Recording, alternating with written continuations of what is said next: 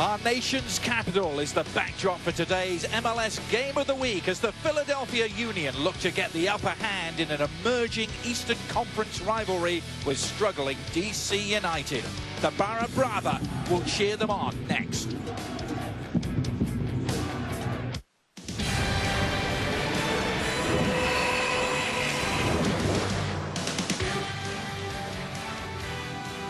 Welcome to RFK. It's only 120 miles between Philadelphia and Washington, but it is our MLS Game of the Week this week here on ESPN as we welcome you in to the commentary booth.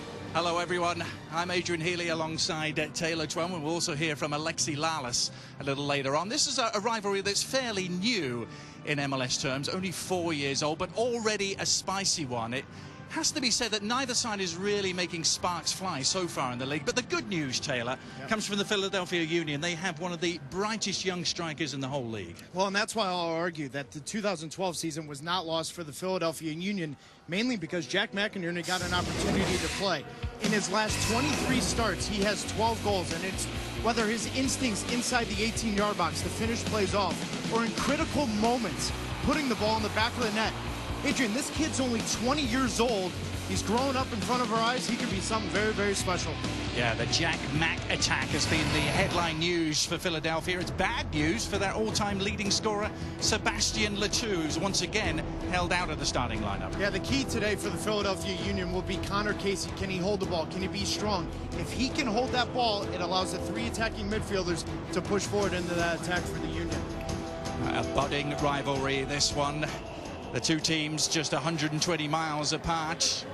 Brotherly love has been in short supply whenever these two teams have met over the years. A whole history of red cards and general nastiness. For DC United, Taylor, you look back at 2012, it was quite a season for them, wasn't it? Back in the playoffs for the first time in 5 years, reached the Eastern Conference final. Expectations were certainly raised heading into this season, so why the flat start? Well, it's easy to look at, only 2 goals in 6 games, but the problem for DC United and Ben Olsen is they have been anemic in the final third. They've been extremely predictable. Today, Dwayne De Rosario returns to the starting lineup. When he is in the lineup, Chris Pontius scores goals. 9 of his career-high 12 goals last year were when De Rosario was next to him in the lineup. D-Rose starts today, as does Canadian Kyle Porter for the first time in an out-and-out winger, very athletic. He needs to be very attack-minded getting into that final third, the first 15 minutes of this game. Well, we're here in our nation's capital, what has been a difficult week for the nation. Let's send it down to the field now and join public address announcer Chris Geissler.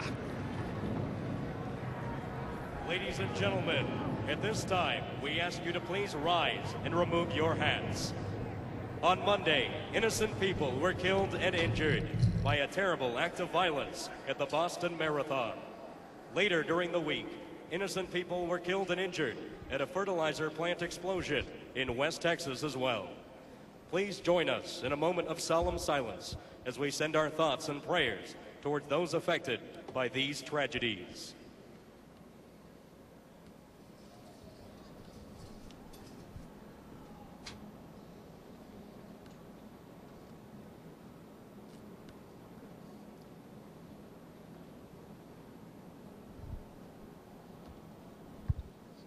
Thank you. At this time, please remain standing for the singing of the national anthem of the United States, performed this evening by Stu Kanasik. We invite you to sing along with one united voice. Ladies and gentlemen, Stu Kanasik.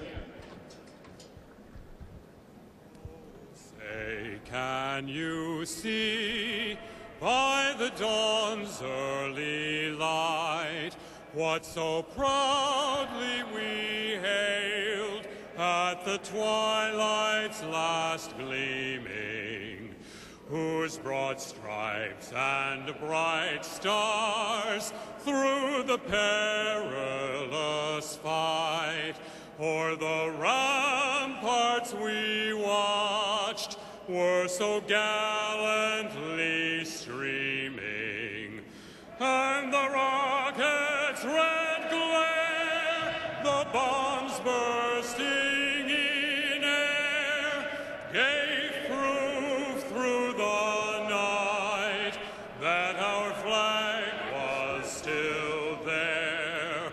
Oh, say,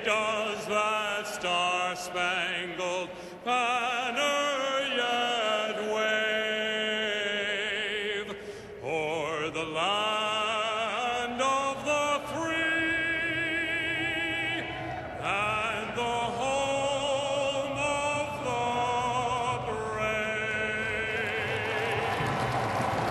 Team from our nation's capital against the team from a former capital, DC Philly, our MLS game.